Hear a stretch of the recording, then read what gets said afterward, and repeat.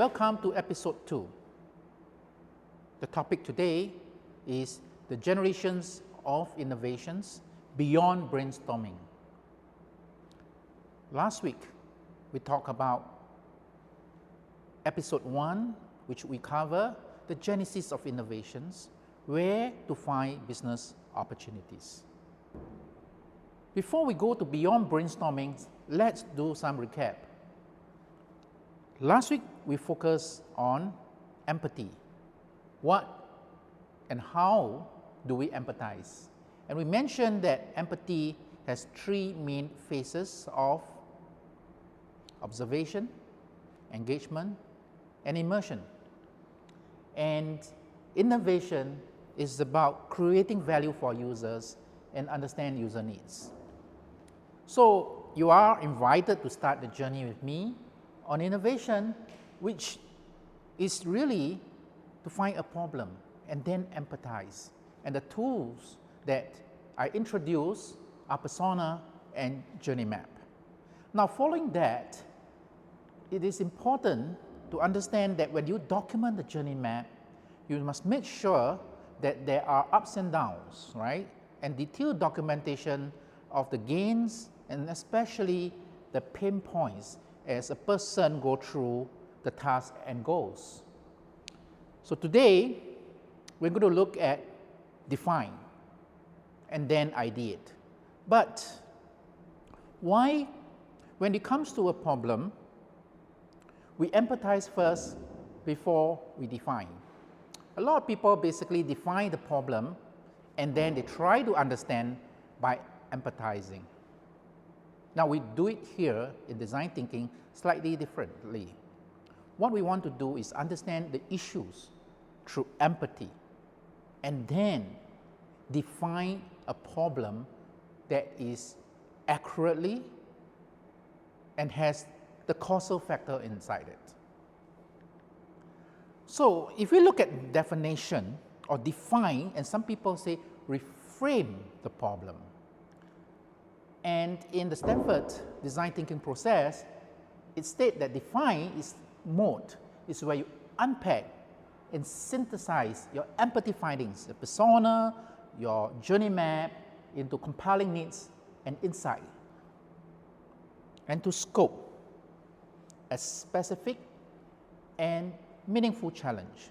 So we are focusing on a very specific problem based on the understanding to come out with an actionable problems statement, which is our point of view, a point of view of this person, what it is facing, what are the insights. So the point of view is a guiding statement that focuses on specific users, and that's the reason why persona is very important. And insights that needs that you uncover during the empathize mode, which is based on the journey map. So we relook at the journey map itself, and we prioritize the pains. So if you look at a simple journey map and you can identify 3 major items here or 3 major pain points that when a person is going through a task that he or she face. And if you look at the emoji, the sad face, you have point A, point B, and point C of different level of pain or unsatisfaction. So what we need to do is to identify the cause of these pains. And the usual techniques is to answer or use the technique to answer why. And the 5 whys are the very important technique, or one of the important techniques that we use to find the root cause. So what you're trying to do in why is that you look at a higher level and you grow down into details and details and details till you reach the root cause. And then we can reframe the problem into a point of view. And the point of view is a very simple way of defining the problem. We start with the persona. The person names or this description and he needs a way to accomplish something which is basically the user needs or the objective of the task or event because of certain thing. That is the cause. So the person with the needs and the cause. And that's the reason why we have a persona, we have the journey map, and the 5 whys. And once you do that, you will be able to fill in with a very specific problem focus and insights. Now, let's revisit this issue of a cyclist that is cycling in the night when the lights are really dim. So we know that it is a safety problem or it's a safety issue. And we empathize that he will feel unsafe. The question is, how do you define the problem? Well, the need is definitely for safety. When a cyclist cycles on the road, safety is paramount. When he's cycling in a dimly lit road, what causes his anxiety for safety? Is it because of visibility? Is it because the road is is dimmed and therefore people cannot see him? And therefore he needs to be visible to people. Now, if that is the definition of the problem statement, which means the cyclist need to be visible because the road is dimly lighted, then you could end up with a potential solution like this, where the beacon is placed on top, rotating, flashing lights, and everybody will know what that he's doing, or basically everybody know that he's around, right? So it's about visibility. Now, is it really about visibility of everybody, whether it's on the side, whether it's in front, seeing him? Does anybody in front seeing him pose a danger to his safety? So that is a very important question, right? So are we defining the problem correctly? Now, or is it the problem is somewhere else? Now, if we go through the journey and empathize, come up with a map, and do the 5 whys, and ask a question, why do you feel unsafe? Because it's dimly lit. Why? Because dimly lit is you feel unsafe? Because somebody might not see me. Okay, why somebody can't see you? No? And they say, it's because that people are driving the car might not see me and hit me. And say, who and why? Because, and which direction is, okay, they are coming from behind. Okay, if you're coming from behind, why is that a safety issue? Well, he doesn't know my intention. He doesn't know whether I'm turning right, left, or maybe I'm just stopping suddenly. So once you go down to the root cause, you'll find that in this situation, it might not be about visibility.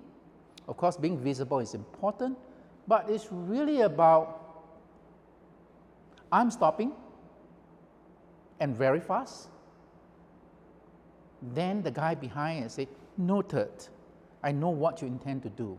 Or I'm turning left, I'm turning right, and noted what are you going to do next. So if that's the case, then the driver behind can take actions. And the problem, is it communication? Communication to who? Communication to the person behind, not to the person in front. So if you are communicating to the person behind, then you can design a helmet with LEDs, lights, that is blinking to show left indication, right indication, and deceleration. Well, there are many other techniques or technical solutions that we can work on, but one of the ways is to use LEDs to communicate the intention. So communication is the problem. Safety is the need. So, for example, Lumos Helmet designs such a helmet for that need, to solve the problem of communication. And it has become Oprah's favorite things. And what Oprah basically said, that you can't put a price on safety, which is really the need, right? And this high-tech helmet has 22 LEDs that can signal left and right turns via a remote that hooks on the handlebar. So it's about communication, and that gives the person the feeling of, or the cyclist, the feeling of safety. And that's Luma's helmet. And how do we assess or whether this is the right problem? Well, it has become the best invention of 2018, 50 amazing innovations that change the world. And it's right in the middle, that Luma's helmet. And it has gone through 2 crowdfunding campaigns on Kickstarter, and the second campaign has raised or pledged, people have pledged support of 2.9, about $3 million US. So that means that the empathy, the journey map, and the problem definition has been well done, and then there is really a safety need and people desire it. So go through the design thinking journey carefully with the persona, with the journey map, and define a problem statement that is focused and specific with the root cause well researched and stated. Now let's talk about the third steps of the design thinking process, ideate. So what is ideate? A lot of people say it is brainstorming. Well, okay, let's look at the definition for the design thinking process. Ideate is the mode that during your design process where you focus on idea generation. That means coming up with as many ideas as possible, but not just any simple ordinary ideas. Mentally, it's regarded a process of going wide, and then the goal of ideation is to explore wide solution space, basically with large quantity and diversity among those ideas. Now, what you really want in the ideate process is to come out with radical ideas, breakthrough ideas, something that you can wow people, subdue, right? Something that you can wow people, and if you go through a brainstorming process and you come out and you talk to someone and say, this is my idea, and you look at the expression and it's like, wow, that means you have something that is a bit more radical than the normal approach. The question is really, how do you come up with the wow ideas, right? Now, if you follow the process, then the idea generate alternatives to test. Sketch at least 5 radical ways to meet your user needs. Means radical, breakthrough, something that is not normal in the course of a business, right? So how to ideate and come up with wow ideas? So we usually use brainstorming. And if you follow IDEO closely, there are 7 rules of brainstorming. Defer judgment. Don't judge people. Don't criticize people's idea. Encourage wow ideas. Go as far as you can. Don't bother to constrain yourself. Build on the ideas of others. So when a person say, hey, this is A, I was about A plus 1, right? And that allows you to churn and build more radical ideas. But you must stay focused on the topic, right? And therefore, you must be prepared. We should not go to brainstorming session and not thinking about it. One conversation at a time, which is important. We do not brainstorm with 2 guys. We brainstorm with at least 3 or more, preferably 5. Be visual.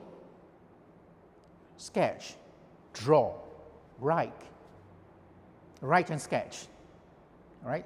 As long as you can convey your idea across, go for quantity, all right? So those are the 7 rules of brainstorming. Well, you can use other brainstorming techniques. I think the question that you have to ask yourself is that out of the last 10 brainstormings that you did, how many times did you actually come out with an idea that is radical and breakthrough? Out of 10. Is it out 10 out of 10?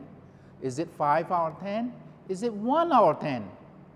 And I think that a lot of people actually did not came out with a lot of radical and wild ideas after their brainstorming session. And I think it's a pity that if a 5 person spend 1 hour and it is not fruitful to have radical ideas. So how can we be radical? What kind of process that allow us to explore out of the boundary of the current solution space? So if you need breakthroughs, this is an illustration. When everybody is moving in that direction, you should go in the opposite direction. And that will take you out of the normal route. So therefore, if you look at a circle, and this circle represents the boundary of the workable solution. So inside the circles are the solution space. So you might think of an idea that works, that everybody think about. Then the next thing that you need to do is to move out of the solution space. Move out the circle. How you go about doing that is to think 180 degrees, which means opposite direction. So you move out of the circle and you're definitely not in the solution space. And that will give people a wild idea, and they will look at it and say, crazy, right? It doesn't work. Obviously, it doesn't work because it is out of the solution space. So this is what we call a contrarian approach. So who is a contrarian? It's defined as a person who opposes or go against traditional wisdom. And that allows us to explore radical and break through the solution space for new ideas. So we still need a working solution, right? When you do a breakthrough and you go out the solution space, it obviously does not work. And we therefore need a way to bring that idea back to the solution space. And we do it incrementally, and we bring it back here, and finally, what we want to bring it back is to find the edge, the boundary of the solution space. Because right now, we might not know the boundaries, and the boundary changes every year with new technologies, new materials, change of regulation. The boundaries are keep always changing, all right? And therefore, we need to find the boundaries. And we have an idea that pull all the way, and then we bring it back slowly towards the boundary. And we know that when we're bringing it back, it doesn't work. But we are continuing to generate new ideas. And therefore, what we want to do is come up with ideas that are surrounding the boundaries, not right in the center of the solution space, not far away from the solution space or out of the boundary, but ideas that are in the boundary. How we know where the boundaries? We don't really know. Do we work? Would it really work? I think it is important for us then to take these ideas and prototype and test, which we will cover in episode 3. So the purpose of ideation is to generate radical and breakthrough ideas. And the way we can do it is to have ideas that is near the boundaries. It's like on the boundary itself, inside the boundary, or outside the boundary, but really at the edge. And at the edge, we will have breakthrough because others people's ideas or artists' ideas can only be equal to you if you're on the boundary. All right? Well, last episode I talked about dialysis patients. And I think this episode is good for us to go through the design thinking process for a dialysis machine. So what's the need of dialysis patients? From a persona point of view, from a human-centric point of view, and from the angle of empathy. You are shown a picture of a dialysis centers. And what I mentioned in last episode is, using design thinking, we should focus on the human being. We should focus on the dialysis patients, not just on the machines, not just on the chairs. So how should we go about doing this? Well, the first thing is that first we need to define the persona, who is the dialysis patient. So you got to identify a dialysis patient, write down his persona, and then follow him through his journey. Now, if you follow him through his journey, in this case, it can be 2 days, it can be a week. Well, generally, people on dialysis, and this is on hemodialysis, they have to go to a dialysis center. So let's say day one morning, he wake up, and he go to the dialysis center, he sat there, and all the tubings and the machines are put on into his body, and the blood flows out, and then his blood is cleansed, and blood flows into the body again, and that process repeated for a couple hours. So the morning is gone, and then he's feeling very tired. He went home, and he need to sleep, he need to rest. Well, the next day, day two, he wake up, he can do anything because he's free for the day. So he might have some work, he must go leisure, and then day three, he need to come back again. So the routine is over 2 days, so 3 times a week. Now, if we monitor over a week and we realize that actually for dialysis patients, what comes out is that the routine is very fixed. First thing, they can't really get a job. They can freelance, but it's very difficult to get a job where you work half a day and then the next day you say, I need to go for dialysis. So that is the lives. Second thing, he can't travel because every alternate days he need to be at dialysis center. And if you need to take a plane to another country, well, on the third day, he need to check in on a dialysis center. And you know, such facilities are in high demand, and you need to do a lot of arrangement. So he can't travel, he can't have leisure. So what does this patient is facing, right? What's the issues? The issue is not just about dialysis alone. The issue is about his life. It's about freedom, freedom to work, freedom to travel, and freedom to have leisure. So if we then understand this person, then when we try to do brainstorming, how should we do brainstorming? How can it be a radical breakthrough?